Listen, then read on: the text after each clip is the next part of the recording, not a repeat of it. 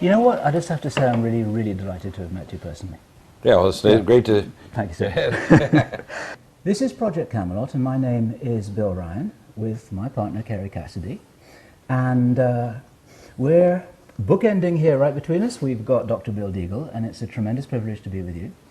Thanks very much. I just joked with Dr. Bill just now that I'm claiming a Guinness record for having listened to the Granada Forum lecture all the way through 7 times, which I had to do because there's so much data in there. And not only that, in a phone call just a few days ago, Dr. Bill told us that he'd probably only presented about 10% of the information which he has to offer. And one of the things which we hope to do in the next couple of hours is to see whether we can get on record as much of the remaining 90% as possible. And in particular, many of the people viewing this video now, and the two of us, Kerry and myself in particular, are really interested and focused on what is going to be happening in the immediate few weeks and months. And I think one of the phrases that Bill used was the calm before the storm. What's the storm?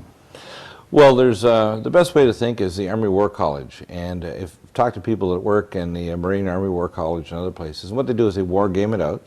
They have people that sit around big boardroom tables, and then what they do is they put it into simulation computers. They use Simula, PL1, and other languages that were actually developed for the military, and then they put it on their own supercomputers, and then they run through a number of simulations. So every war, every conflict, every national emergency has already been scenarioed out.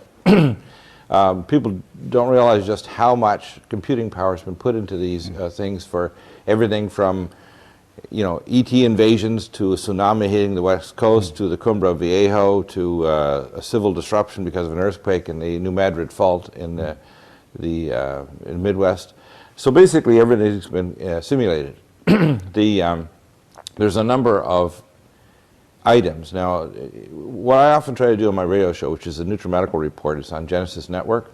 And the two websites, if you want to check it out, is Nutri, N-U-T-R-I, medical.com, where I have a lot of the anti-aging, life extension, civil defense, and other information. And the other website is Clay and Iron, CLAYANDIRON.com. The network is Genesis Networks out of St. Paul, Minnesota. And their website for getting podcast streaming and on-demand, which replays the shows, is GCN, George Charlie Nancy Live.com.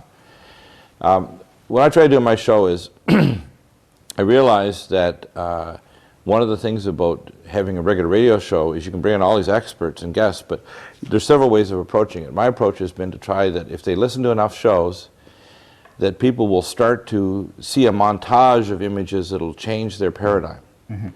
Because you can't change people by necessarily beating them over the head with the facts if they emotionally aren't ready for that. Yeah. And you also have to change their paradigm by what I call by the little grades that happen as they listen to more and more people, and they are willing to accept one message from one type of person or one way of doing it, or a little humor or some music. Yeah. And eventually they get to the point where they're able to then accept the intellectual truths, the spiritual truths, and so on. The two key things that I try to teach in my show are the first thing is that people don't know what they are. People really don't know what kind of a being they are, and because of that, which is in many cases kept purposely away from them, they're manipulated. For example, if you didn't know you were a bird, you'd obviously not try to fly. Yep. Right? Good analogy. The other thing is I try to teach them is that everything that they have learned in the past has been pre-digested and presented to them, so they really don't understand the nature of the universe they live in. Yeah. They don't even know what, quote, reality is. And all this is one of the parameters in the model, presumably, that people are interacting with this stage show, right, with a very limited amount of information at their disposal with which to react and make appropriate judgments. Right. So what I try to do is I try to stretch them beyond that. And one of the things that I try to do is there's no such thing as a sacred cow. Whether it's a political view, a religious view, a scientific view, it has to be, you know, trust but verify. You know, Ronald Reagan, before he had too many aspartame jelly beans. The idea is that eventually you'll get enough evidence and enough logical things that you have what I call the two witnesses. It has to not assault your intellect, the information, and it also has to ring with your spirit. Good. But you know, a lot of people watching this now have already done that homework. Right. Either by listening to your shows or listening to ours, because we've been operating in exactly the same way, or both. Right. And there's also, would you agree that there's not a lot of time now? No, there's not a lot of time, and there's a number of what I call spasms of events that are going to happen. And to just give you the timeline of where things are going, rather than giving you specific dates, the first thing is that people need to understand whether we elect McCain, Palin, or Obama, Biden, or the Green Party with McKinney, the events are already in motion to create a regional and world economic catastrophe, and then to create regional and world banks. So like they've already got the script for the movie, but they haven't got the cast yet. Right, and they've gone to central casting, and whoever the players are, they're in a sense going to be like riders on the wave of this. So what's the script? Well, the script basically is that, and I'll back up a little bit, because... And also, a few minutes ago you mentioned modeling. It would be great to tie this back into the modeling scenario that you... Right, they've done lots of modeling. In fact, they have one of the most advanced programs at the University of California in San Francisco, and they're tied directly to the National Reconnaissance Office. This, by the way, I do regularly on my show release classified information. And NRO has access to, you know, the Cray 5s and Cray 4 supercomputers arrays. And so they're able to do simulation. Located in Denver. Well, that's where the main node. That's where the main node is. It's actually at Schriever Air Force Base, but they also have their systems elsewhere.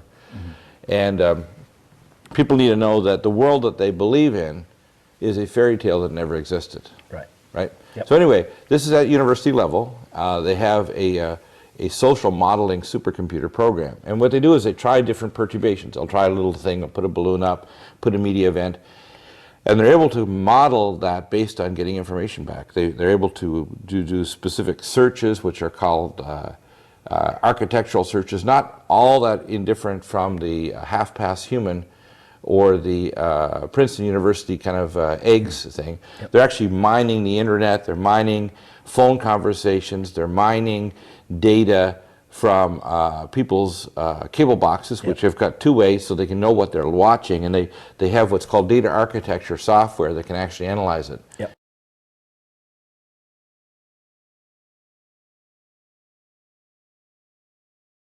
That's a possibility that they can do that, but the most important is they just know what they're viewing, and if they know what they're viewing, what the box is turned on to, they can actually put this back into their data, and they can then say, based on area code distribution, demographics, etc., because people need to know that every phone conversation always was monitored, every fax always was monitored, and they have had supercomputers, and in 2003 they launched what's called the AI system, which is a intelligent supercomputer with the intelligence of a human being, in other words, a smart human being, but able to think 10 trillion times faster, with the access to all known knowledge and history, and a complete access to the internet and all of the communication pathways. So, okay, with that in mind, the modeling, they are making their plan, their agenda is going to be played out as what, the biggest surprise they can think of? Well, no, what they do is they already have a cybernetic copy of the Earth, and they can actually do models with that and try to do what's called timeline pathway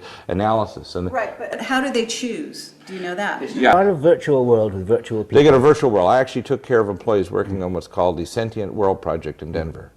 And it's But I still don't understand what, how they're choosing their scenario. In other words, we know that the financial collapse. Well, they can is try a being scenario, and they can orchestrated. actually try it in the cyber world, and then they can see the response based on But have you gotten parameters. feedback from, say, secret deep black projects saying, they've chosen this scenario? Some things. Some things.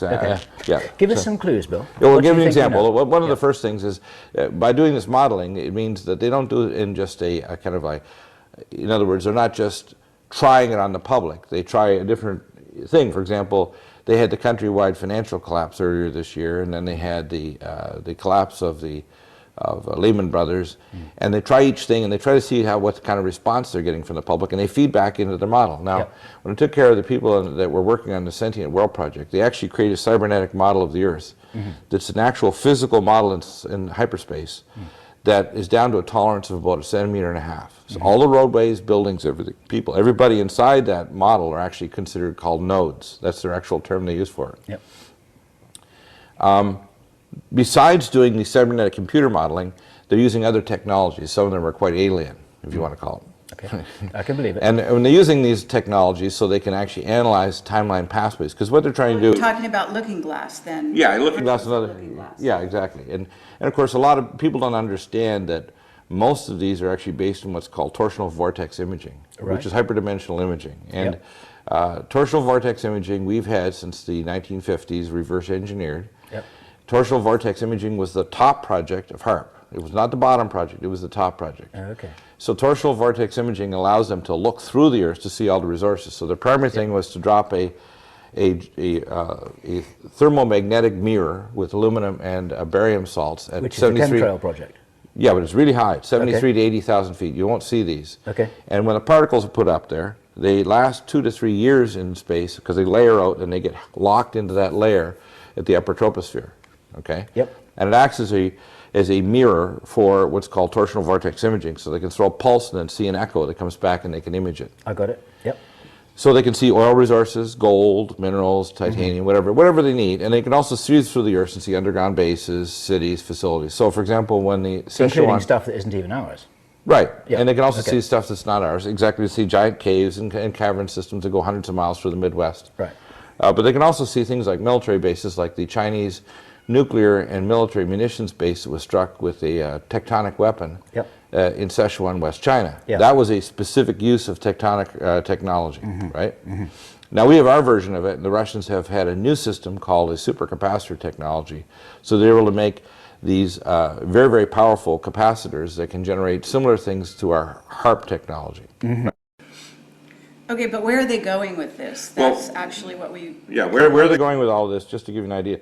The first thing is you have to look at the menu of what they have, and they try various items, try to perturbate it, and then do computer modeling, and then they decide on whether they're going to proceed now or in the near future. Like a lot of people say, well, why hasn't there been another 9/11?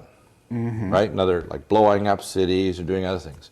Because for years, they've been doing war game simulations of a 10-kiloton nuke in a number of cities. For example, this year it was in Portland Harbor, and last year it was in Charleston Harbor, where they actually did a simulation of and it was not just the U.S., it was U.S., British, and Canadian, where they're doing a joint war game simulation of this and trying to see the civil defense and the radiation plume and the movement of the public and, you know, how to handle the bodies and all this kind of thing. So they're doing all of that.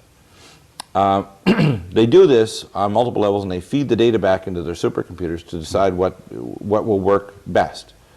One of the things that we did back in the late 90s, I was a doctor for Rocky Mountain Occupational Medicine, and we got the contract for the hazmat teams in Colorado, for the FBI and the Center for Disease Control to do a war game simulation called Operation Top Off and Operation Dark Winter. We did a simulation at the you did a simulation at the Performing Arts Center on a, quote, simulated release, not a real release, of pneumonic plague. And we wanted to look at the kill ratio in terms of how quickly the system could be activated, the EMS system, to be able to get people and treat them and triage them and whatever. And we did a similar one down on the 17th Avenue of downtown Denver at the second floor window of an apartment, and we had we even set up a sprayer to spray out the window with a little compressed air, a little vapor stream, which was supposedly anthrax.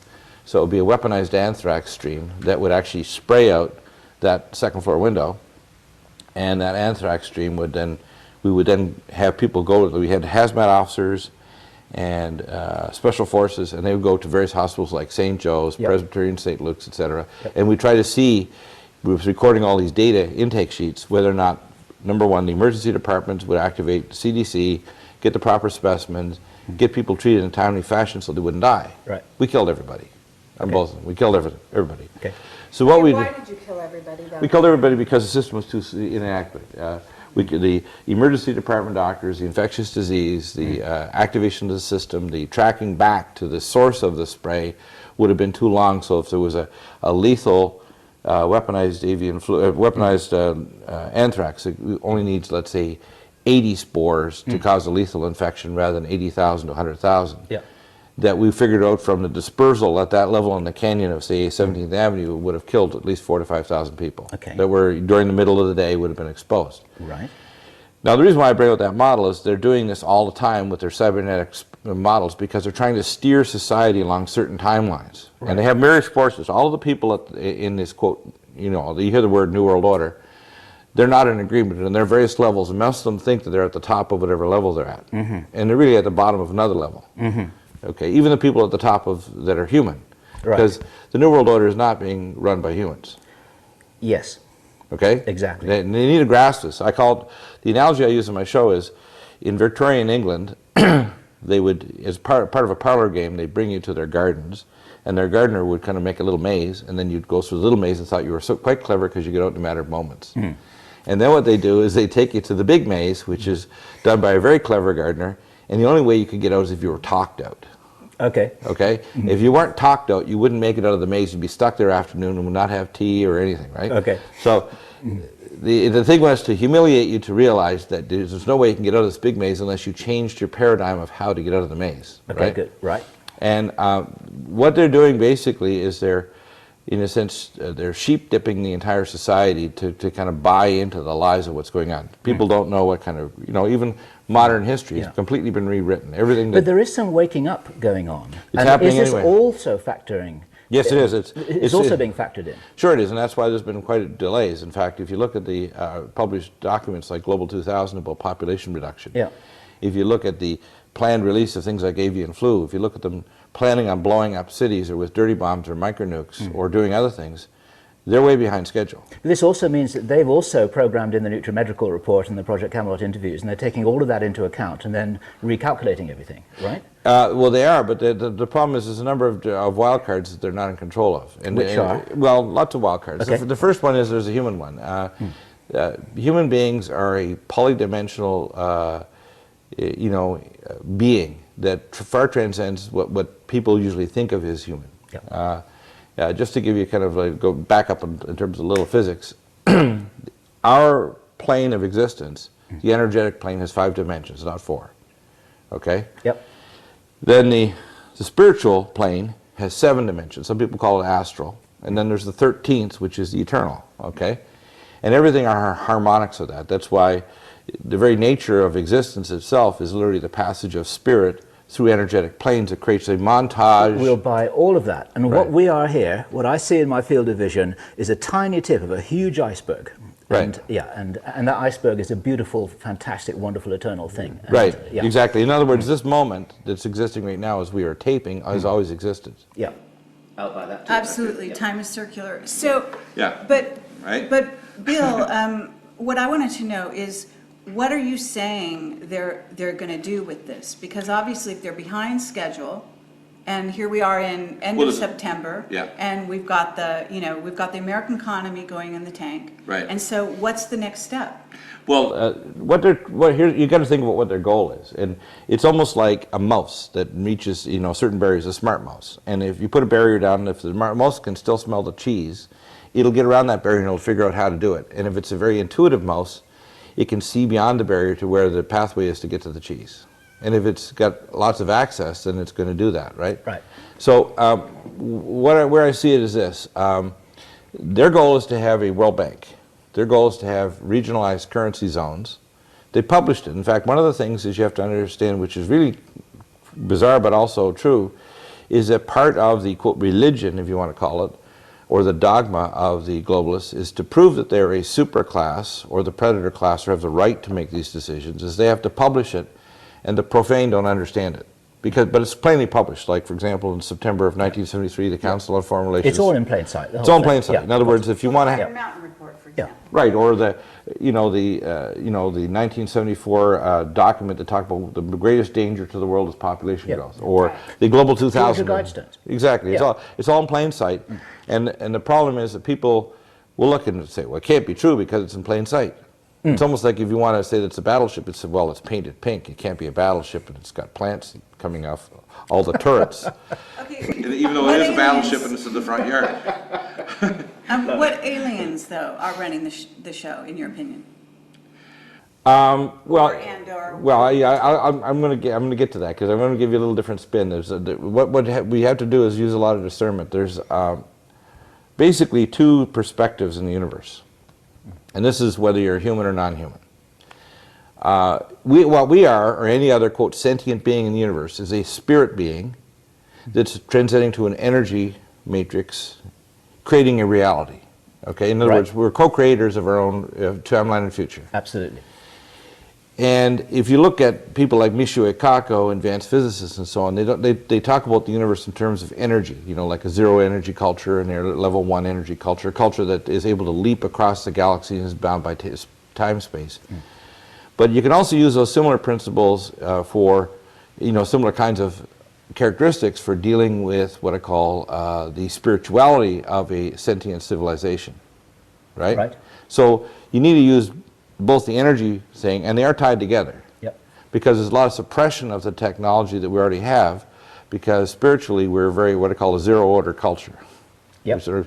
We're still in the playpen or the crib of civilization, and we've been actually quarantined for 3 shars, which is Sakurai Sitchin's passages through the galactic plane of fire, it's called. The two perspectives tie in with either being in touch with that higher self, which is the I am, the one that says, let there be light, the spirit that's in us. And there's been in all great spiritual leaders that spoke truth that they knew in their heart, whether it was Buddha or Zoroaster or whatever, all these great leaders have spoken something, and many times it's been converted or perverted or twisted, or they themselves didn't have the whole truth, they just had portions of it, so then it became a religion. Now religion is a substitute for relationship. Yep.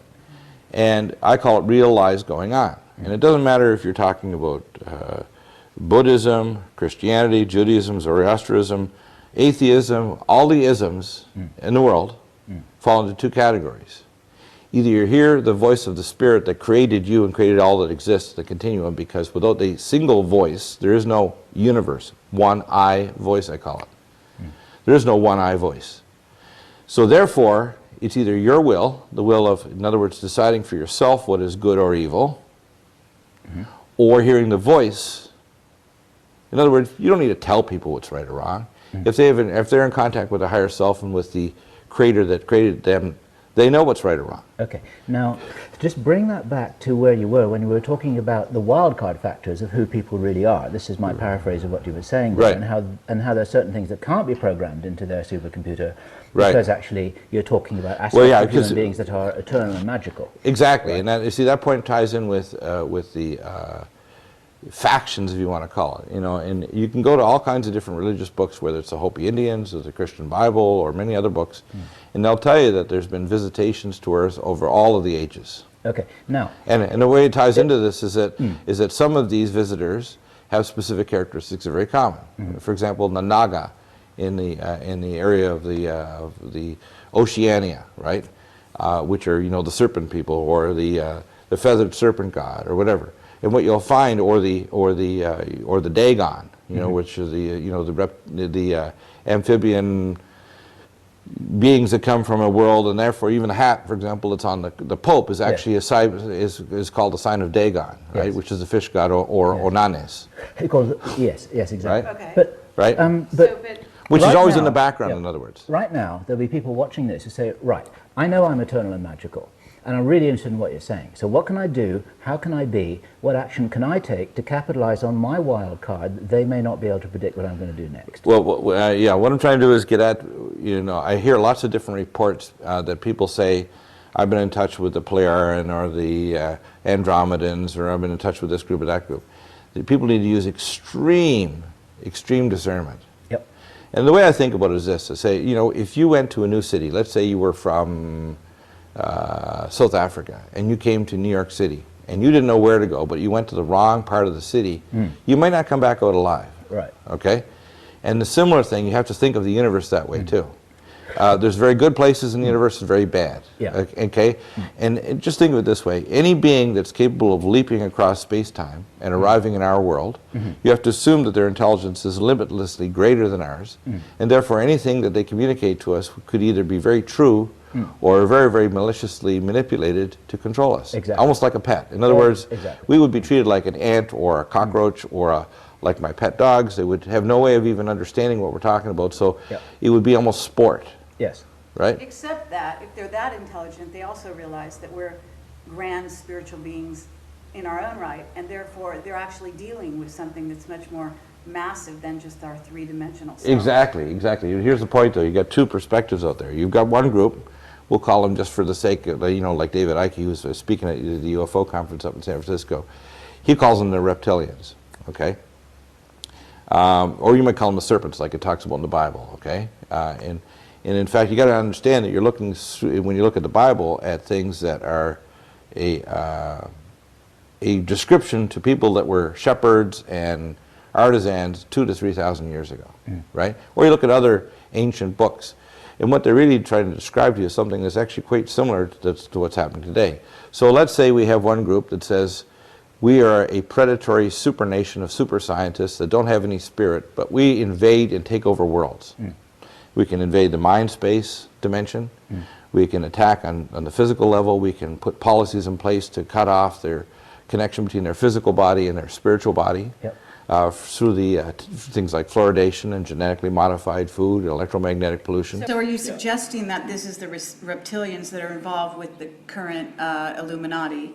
Well, have this type of agenda? Of course, but it's, it's just it's no different than what the Bible's been saying all along, the serpentine. Right, it's just that I want to sort of base it here in the here and now a little bit. Right. So that people understand what you're talking about. Yeah, a lot of times, though, they misjudge it because, for example, when David's done a lot of really good work, but one of the times if you don't know what you're seeing, because you've never seen anything like it before, what he did is he took a thing called ayahuasca, which is an analog of dimethyltryptamine. Yes.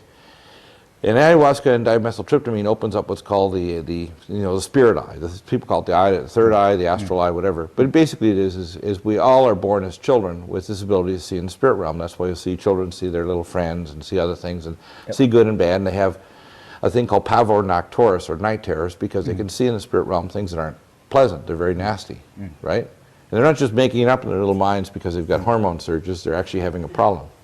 So the reason why I seem to be a little circuitous here is that people misinterpret the signals. For example, when after David went and took ayahuasca down in South America and he got in this altered state, he started seeing what he misinterpreted as shape-shifting.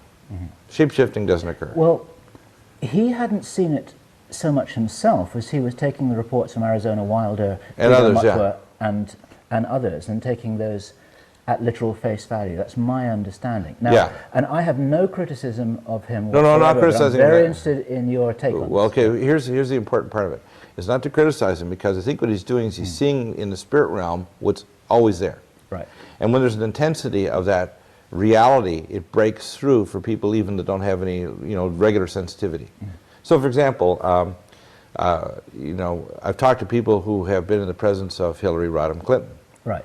And Hillary Clinton has a presence of a demonic entity, if you want to call it transdimensional reptilian entity, that's so powerful, it's one of the most negative feelings I've ever had. Okay? And you've been in her physical presence yourself? Oh yeah, I was one of the doctors that took care of the Englewood Fire Department and the first kid shot in Columbine, Mark Taylor. And we spent about, probably an hour or so at the Dakota Ridge High School. And because I do see into the spiritual realm, okay, and that happens many times after people have had a near-death experience. I died at birth and again at 8.5. And because of that, there's a mass release of DMT, and when that happens, it changes your brain structure and the very nature of how you perceive things. If it happens when you're really young, it does it at a time when you can understand and interpret things. If it happens when you're older, you can misinterpret things. Interesting. Yep, gotcha. Did you follow me? Yes, I did. Which is the reason why when you go to any religious group, you'll find that it's always children that are exposed to things like this so that they can understand them better. Otherwise, they can be freaked out if all of a sudden you start seeing things that you say, well, look, I've lost my mind, I'm not rational anymore. Okay, but you're saying that in terms of Hillary, you're actually describing what you consider to be a demonic entity as opposed to a reptilian. Is that what you're saying? It's a reptilian, all right. And you see it, you're not seeing a 5 foot, so whatever female, you're seeing a giant, reptilian entity that's in a different dimension. Exactly. But because it's a reptilian entity doesn't necessarily make it demonic. Well, let's put it this way. It's still an ET from a different dimension. Oh, this was evil. This is evil. Okay. This is evil. What people need to understand is that there's a vast universe out there. If you just listen to a lot of the scientists, and everybody that's probably listening to this, I'll understand. If you just, they're looking for bacteria on Mars, and they're looking for other evidence that there's even simple life form on Titan and other planets, and planetoids and so on. The fact is, if you just take the minimal number of factors, there's 100 billion stars just in this galaxy, and there's 100 billion galaxies, and that's in the so-called known cosmos, in this known cosmos, which in a sense is probably an elemental particle in a yet larger universe. Right. Right? Yeah. Yep. So But Sure. I'm still back with, So- with where you were saying that David Icke was wrong because Well, he was wrong because I actually think seeing I think what- reptilians, and you're saying they don't shapeshift. things have to also match science too, because when if you had a shapeshift from a smaller individual to a physical presence that is, a giant reptilian or whatever, you're going to actually have the thermodynamic laws will cause spontaneous combustion. It just wouldn't occur. So what you have to do is, unless there are changes in the laws of physics, which isn't going to occur, then what you're seeing is something that's completely, doesn't occur. What's happening? What you can see though is your perception is changing, and you're able to see into different dimensions simultaneously. Yeah, that's an ability. So they aren't changing, your vision is changing, your ability to see is changing when you're looking at them. Yeah. Now, a lot of time people have to use these kind of things, and now the biggest problem I am worried about is that when there's a lack of discernment, there gets to be a mixed message, and so many messages have a lot of noise in them that people won't get a clear understanding of either the opportunities or the dangers of what's going on. Sure. And so you'll have people, for example, like Arizona Wilder and others, that say they've seen these things happen right in the middle of ceremonies, whatever. And what they don't understand is the intensity is so great, they're actually seeing into the spirit realm that's happening in a parallel universe. Yes, Right. it's a perception that's being Okay. altered. It's not the physical And reality. it's not physical reality, yeah. Exactly. We're tapping into that, but at the same time, let's talk about how does that impact the Illuminati agenda, because we've got a lot of reptilians influencing that agenda. Well, let me explain what happens is, if you look at all of the secret societies down through history, not just in our current history in the last 6,000 years, but basically pretty well all of human history, going back to previous civilizations that have risen and fallen, there's been this, if you want to call it, Dark Alliance. Okay? Now, the Dark Alliance has been basically with higher orders of these secret orders that have passed down through. In the most recent past, going back the last 6,000 years, it was the ancient Sumerians and Egyptians. All the highest rulers of those civilizations would put their children through sex magic rituals, human sacrifice, and other things, so they would create if you want to call it, an astral gate in their mind, so they could attach these transdimensional entities to them, almost like the suckerfish on the shark, okay? Yes. And that you could not advance within any of these higher orders unless you went through these ceremonies. So Savali talks about this actually, and so does Leo Zagami. Right. So what happens is, for example, if you're going to get to higher orders within the Illuminati, you actually have to go through these rituals in order for you, and the greatest power is for your ancestors to actually, quote, curse you, to be attached by these things, to gain more physical, psychic, emotional, and intellectual powers, so then therefore you can become a, quote, human, which in Welsh is serpent man. Okay. And if you look at the Magna Carta, it was written not for the mansters, which was the word monster, was converted to monster. It was for serpent men, or the royals. Those who had gone through the ceremonies were humans, which means serpent men, and had the transdimensionals literally attached to them, almost like a parasite, a psychic parasite, to create a, quote, human, which is a new, if you want to call it, hybrid. Clay and iron. In other words, you have the iron of the serpentine transdimensional beings with their higher science and abilities and so on, literally attached to the man to create a human. Okay. Okay. So Okay. basically, So- you've got Illuminati with this proclivity, whatever you want to call it, and then what happens? Because that's where we are now with society. These people have been leading the way, if you want to call it leading, down a dark corridor, so to speak. Well, they consider themselves, you see, One of the problems is it's a matter of perception. If you feel in your own twisted way that you're deciding what is right or wrong, and you feel you have the right to decide, and you're the keeper of civilization. For example, if you look at the tunic on the Teutonic Knights, right, you'll see these strange swinging arms in the form of a cross. That's not a Christian cross. That cross goes long before Jesus Christ, long before there was the first Jew, long before Egypt and Samaria. It goes way back to Atlantis and before. Okay, you're talking That about cross, swastika as well, right? the swastika is a little different symbol, but that cross actually is a symbol called as above, below. Okay? And what you're doing is you're looking at the swinging arms of a galaxy above and below at the equinoxes. So that's what you're seeing there. Now, Bill, Okay? So here we are But- at this juncture where We're we're now- actually moving into the galactic center. Right, so we're moving not only through the plane, but at what an equinox. So we're having passing through the plane at an equinox has very important effects, not just on the physical plane, because we're entering an energy belt, which affects the DNA, it affects life form and communications and everything, but it also affects the spiritual aspects of the creatures on the planet. Yeah. But it also opens up gates. Bring this back now to the Right. problems of discernment, to the wildcard factors that have got to do with the eternal magical creatures that we are and how this can't be modeled in the supercomputer, and then again with what they do think they are trying, or what you do think that they are trying to do with us over the next few weeks and months. And, Well, there's a way to align this information in a way that's practically meaningful to people there. Right, so Who actually, as we speak, are thinking, what do I do with my jobs, my family, my money, Yeah, I wanna get my to that too. location? There are practical problems to solve here. Yeah, the first thing I think, number one, is they have to discern, number one, am I involved with a religion, real lies going on, or am I involved with spirituality? Right. And I'm not necessarily going to put a label on it or tell them which one. What I try to tell them is that, for example, I'm a believer, but if I go to a church, I'm going to cause trouble. Because I know things that they can't know, won't know. They're going to show that a lot of things that they're teaching are patently lies. Okay? Of course. And unfortunately, it isn't just one group or another.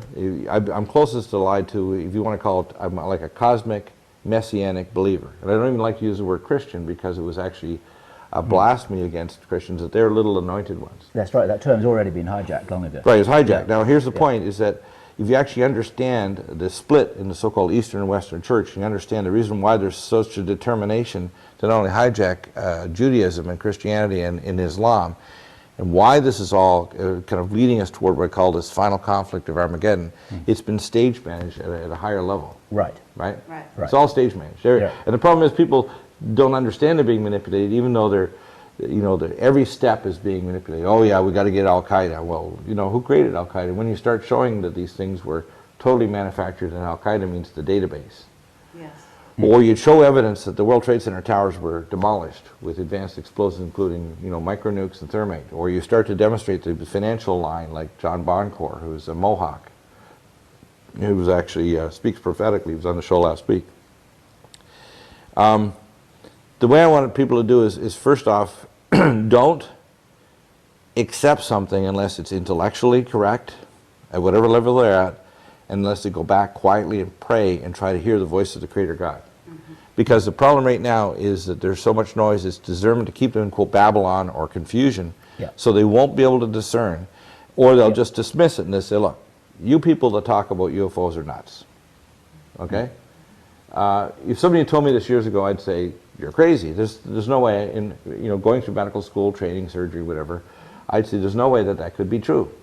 Because my mind is now focused on, I'm going to be a doctor, I'm going to help people, I'm going to do this and that, and I'm getting access to the totality of human knowledge and science, and I'm going to be able to, some future date, we're going to be able to help cure people of disease and so on.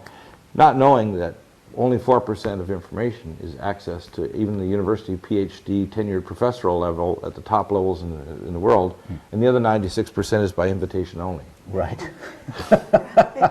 Right? Or that society, and when you've been invited to enter those realms, then you start to realize, like, my gosh, your whole world is shattered, right? And that's what's disturbing about this, and I'm trying to get the message to the people that the hardest is to argue with people. Like, I remember having an argument here a year and a half ago with Professor Stephen Jones, who felt that thermite could have brought down the World Trade Centers alone. And of course, because I had a background in quantum physics and nuclear physics, I was supposed to go to MIT, and I went into honors biochemistry. I asked him a series of questions that he couldn't answer on a scientific ground. But he wanted to cling to his a priori idea anyway. Even though there is probably evidence it was thermate, there had to be nuclear explosions. There could not have been directed energy weapons, and I tried to explain to him, because I was a doctor for U.S. Space Command and Strategic Defense Star Wars. I said, and I talk to the engineers at very high levels and know exactly what's capable and what we have.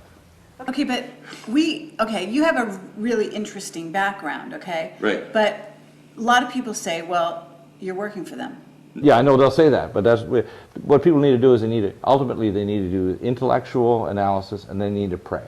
They need to trust their gut, in other words, their spiritual gut. So how did you get out of it? Because in a sense you did work for them, right? You were their doctor. Well, as a doctor, I didn't know it. What happened is, here's what happened. People are so compartmentalized. Initially, I'll give you an example. Initially, I talked to someone working at, say, Falcon.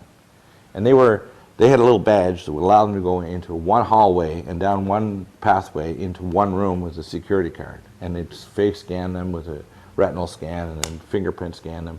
And boom, they'd go in their room and they'd spend so many hours there and they'd walk down the same pathway. And they were monitored. And they have to follow lines, isn't that right? They have to follow certain lines on the floor. And if they don't, they're immediately apprehended. And it's not pleasant, okay? So they're very highly compartmentalized. So you can talk to your doctor. Now, these guys really love being able to talk to me, because what I would do is I would talk to all the different people.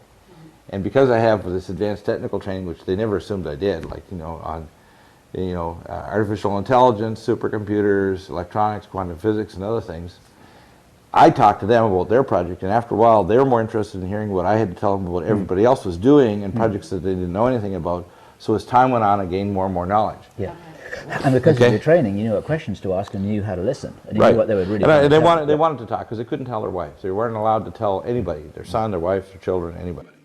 Or their next door neighbor. So you get this aggregate of information. Right, and so what happens and on top of it, you've had these life-death experiences. Right, and some what I would call supernatural and some other types of experiences that all fit together. So you're putting all of this together, and then you eventually create this radio show, right? And you're interviewing witnesses and so on.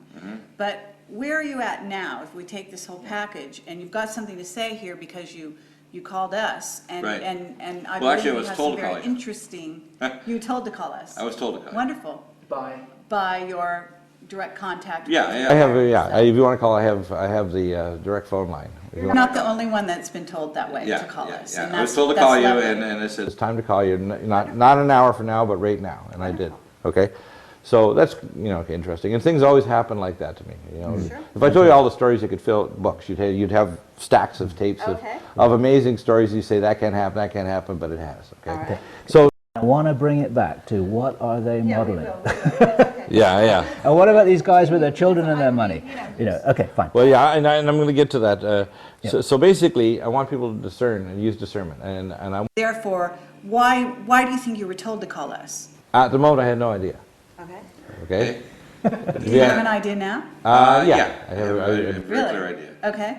Yeah. And do you want to sort of tell us, or do you want to go down that road? Yes, I will. Yeah. What people have to understand is that human beings are a supernatural, transdimensional being that is made in the image of the Creator of the universe. Yes. Just like the Bible says. Absolutely. Okay. But not only that, we're like cells in a body, and we're connected, almost like neurons, so that if we get to a level of revelation, it's not just for our own purpose, greedily, it's to serve the entire body of mankind. And the best way to think of mankind is not just, in this plane of time-space, but mankind is a non-local being that stretches across the cosmos and into the past, present, and future. Okay? So when you start to grasp that, and you have that intuitive, that's why I tell people when I try to do talks, I say, there's two groups of quote religions on earth. There's those that believe in the reincarnation, and those that don't believe in reincarnation, right? And the reason is they're both right and wrong. Okay. And the reason is, for them, that's their level of understanding, because that's where they're at.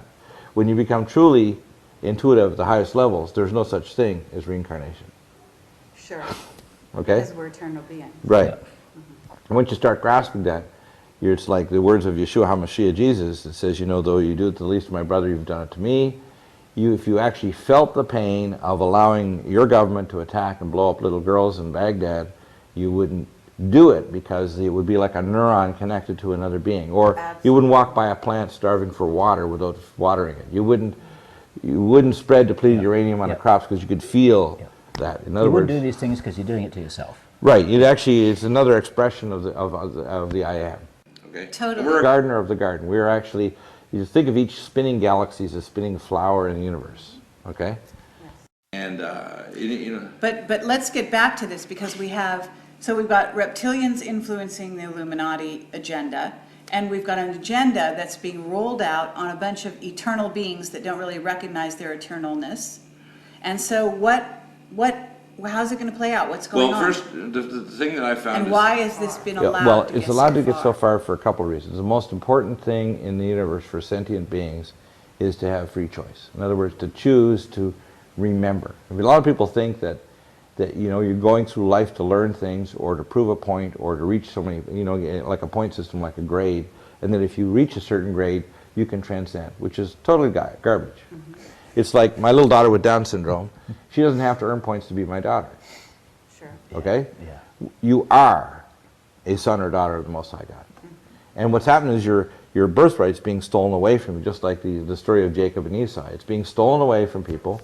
And the problem is it's being stolen away primarily to tell them things that they are not. Or to fill in dogma, and of course, interesting, the word dogma means am God, backwards. They're being told that they should decide what is good or evil rather than deciding from the Spirit by making that connection. Because the only way for people to connect and not have an external matrix is to have the Spirit inside them. Absolutely. Now the problem I see is this, is that people have to discern there's two groups in the universe. There is, if you want to call it the dark empire.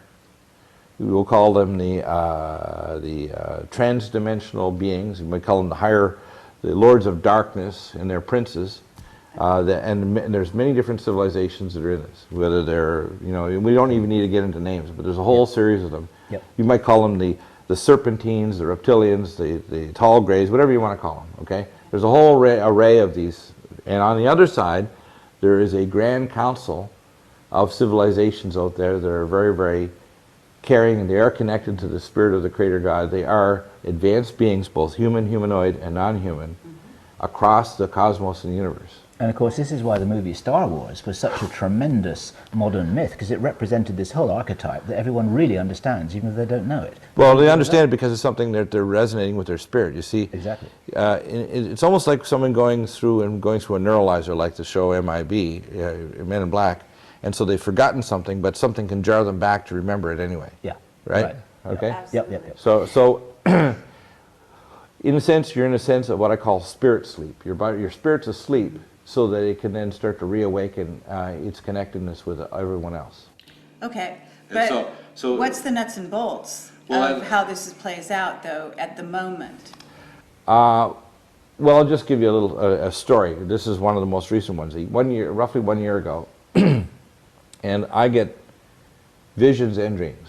Okay, and one of my primary roles isn't to be a doctor or a whistleblower or a radio host. Those are all secondary. And really, to be honest with you, they're just a vehicle to try to get the real truth out, which isn't just facts. Because the problem is we have a sea of facts, but it doesn't change people. For example, when you look at the anomalies around 9/11, how many people have insisted that there's a proper investigation, right? Absolutely. Right, and there's not. I mean, you've just followed the financial side and whatever, all the other anomalies, and we still have all these factions, even in the so-called 9/11 movement. Well, it's the same way with religion. I call it real lies going on. They have their dogma they cling to because it's what we call their hell insurance, because they're fearful of knowing these things out here, of hell or separation or whatever it is at the end of their physical life. So they kind of stuff themselves with dogma so that they can feel safe, right? Okay, but you just told us you have 3 roles that are your And the third- secondary and roles. What's your first role? My first role is to speak as a prophet. Okay. Okay. Now I'm not talking about Monty Python, fill the stadium with prophets thing. And there's many different prophets. For example, I had on the show last week, I had John Boncourt splitting the sky, and I really believe that there are many people, especially now, that there's a prophetic role for them. Sure. Okay, and they're from all different nations, colors, peoples, whatever, on the earth. It's like the body of mankind. But there's specific prophets that have what I call, if you want to call it, a executive role to try to bring those together and to bring the picture together so that it can be a platform to have an overall synthesis that can present it back to mankind and say, now see, so they can start to kind of get with the program before all hell breaks loose. Okay. And that's one of the reasons why I do my show, and that's one of the reasons I believe I was told to call you. I come from the perspective I want people to get rid of, quote, religion and get in every moment into spirituality. In other words, don't go to church on Sunday and think you're safe all week or whatever other day you like. Don't go in your prayer room and think that you're... Okay, but as a prophet, I mean, this is all good, but that's like the ABCs, and we're like way beyond that with our audience. I'm sure you Give are, them yeah. some credit. But I want them So to what understand we where I'm want- coming from yeah. in my show, because a lot of time they won't get this on the show because I only present certain portions of it. Now, here's the next step. Okay. The next step is 1 year ago, I was taken by the Grand Council to the eschaton. Okay. The eschaton is beyond time-space, Sure. okay? Now, this may seem very bizarre to people. I've been there 3 times. This last time was 1 year ago. Okay. And it's not a hallucination. It was a courtroom, if you want to call it, beyond time-space, with 24 witnesses through human history, Okay. okay? And we were brought before the council because they're making a decision, either thumbs up or thumbs down for our civilization, Okay. okay? And we're at the knife's edge of a bad decision. Okay. Okay, and I believe you. Right. Mankind as a corporate being has to make decisions to get on the right timeline. Absolutely. And if they don't make the right decisions, we're going to get on the wrong one, and we're going to become a dead cinder.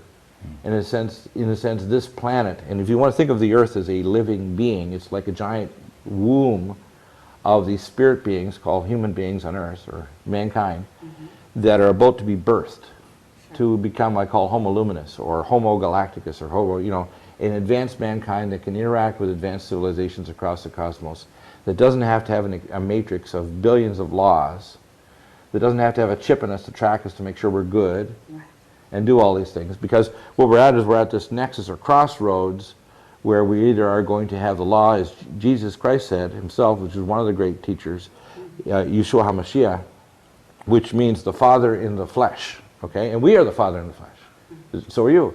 It's as we wake people up, they then manifest what's always been there. It's the manifestation that counts. We're not greater than someone else. Okay, We're just... so you're in front of this council, and you're And what it is- witnessing what? The consciousness of all of these people down through human history Okay. to the council and all these different beings in the courtroom, and they basically came up with a judgment. They said, "Now we are sending you back, and the time is very short before judgment is going to fall, and mankind as a corporate being must get this message. And if they don't get the message correctly, which transcends religion, politics, national borders, or their version of a new world order or world government, because they get a world government that's absolutely noxious. It's not, see, a world government can be a world government with national boundaries and nations. It can be with peoples that keep their recipe cards and control of their civilization. It can be with a world that has some degree of order without knocking all boundaries down and creating regional trade zones, because the world is not based on economy. It's based on, if you want to call it, identity. Okay, and what they're doing is they're homogenizing the identity so they can control the population and turn people into cybernetic robots, is what they want to do. Absolutely. And they're literally moving us step by grade into a matrix. Now, the future that they're talking about is where people, citizens, can even have the option of having a brain interface chip and be loaded into a rack.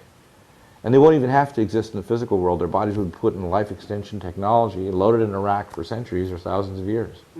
That's where we're headed. People say, oh no, that won't happen. I said, well, I'm sorry, but that hellish world is right around the corner.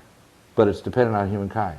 And whether we'll even get to that, or most of civilization will die, these people are feverishly building underground bases at the rate here in America, for example, of 2 bases per year, anywhere from $18 to $26 billion. Yeah. Anywhere from 5.24 to 7.25 cubic miles in size, most of them in dormant volcanic domes, or built with nuclear explosions underground to create these massive domes, or what's called a matrix, where they cut these giant tunnels. But that's not going to save them. No, it won't save them. And the fact is, it's not going to be a technical answer that's going to save them. And that's what the problem is. Yes. These are advanced intellectual beings without spirit. And that's the basis of what we call the reptilian or serpentine empire. It's like a group of super scientists with these super intellects with massive knowledge of energy and time space and jumping across the galaxy and life extension and everything, but with no spirit, because they do what is right in their own eyes.